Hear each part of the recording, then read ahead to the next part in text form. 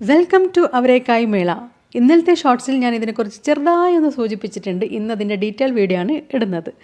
എന്താണ് അവരേക്കായ്? ഇംഗ്ലീഷിൽ ഹാസിന്ത് ബീൻ എന്നാണ് പറയുന്നത്.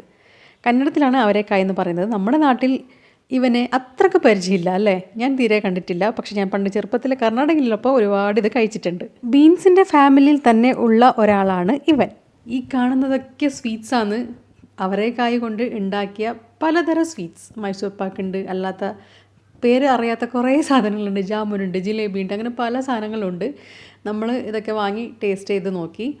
അപ്പോൾ ഡിസംബർ 27, 2024 ടു ജാൻ 5, 2025 വരെയാണ് ഈ മേള നടന്നത്. നാഷണൽ കോളേജ് ഗ്രൗണ്ട്സ് ബസാനഗുഡിയിൽ 10 AM ടു 10 PM വരെ.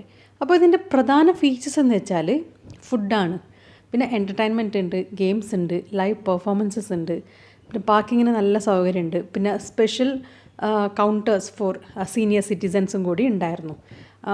ഇതിൻ്റെ ഹൈലൈറ്റ് എന്ന് വെച്ചാൽ യുണീക്ക് ഡിഷസ്, അതായത് പിസ്സാസ് ഉണ്ടായിരുന്നു. അവരേക്കാൾ യൂസ് ചെയ്തിട്ടുണ്ടാക്കിയ പിസ്സാസ് ഉണ്ടായിരുന്നു. പിന്നെ അവരേക്കായി പഫ്സ് ഉണ്ടായിരുന്നു, അവരേക്കായിൻ്റെ ഹൽവ ഉണ്ടായിരുന്നു, ഐസ്ക്രീം ഉണ്ടായിരുന്നു.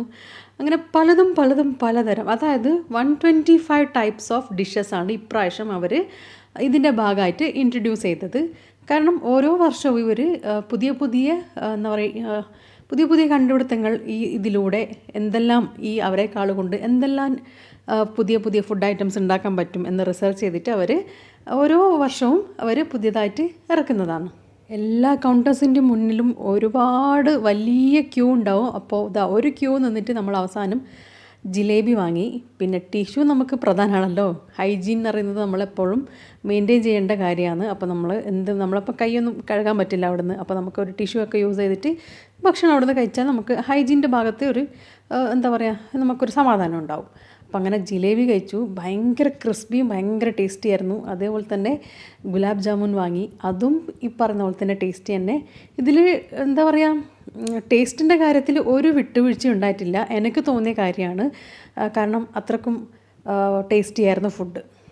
സ്വീറ്റ്സ് മാത്രമല്ല, ഇതിൻ്റെ മറു സൈഡായ നല്ല എരിവോടുകൂടിയുള്ള പക്കോടാസും, പിന്നെ എന്താ പറയുക, പലതരം നിപ്പട്ടു, ഇല്ലെങ്കിൽ ഇഡ്ഡലി വിത്ത് അവരേക്കാളും സാറും, അതായത് അവരേക്കാളിൻ്റെ കറി, അതും ഭയങ്കര ഫേമസ് ആണ് കർണാടകയിൽ. പിന്നെ പഡ്ഡു അതും ഉണ്ടായിരുന്നു.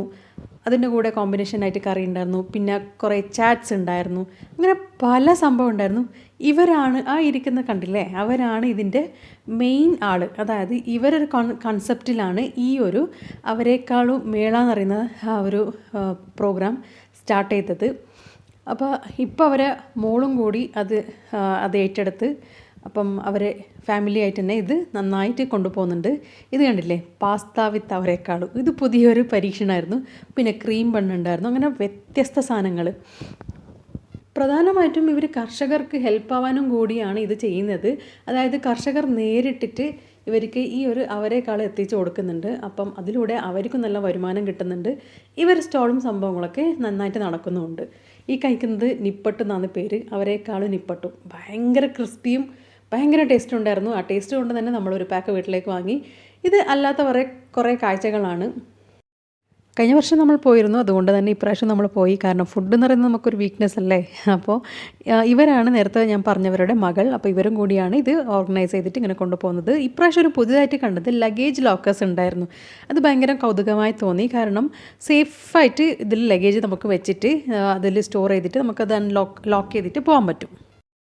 നമ്മുടെ മൊബൈൽ നമ്പർ എൻട്രി ചെയ്ത് അതിൽ നിന്നൊരു OTP വന്ന് ആ രീതിയിലാണ് ഇത് അതിലേക്ക് നമുക്ക് സേഫായിട്ട് വെക്കാൻ പറ്റുന്നത്. അപ്പോൾ അതൊരു അടിപൊളി കൺസെപ്റ്റായിട്ട് എനിക്ക് തോന്നി.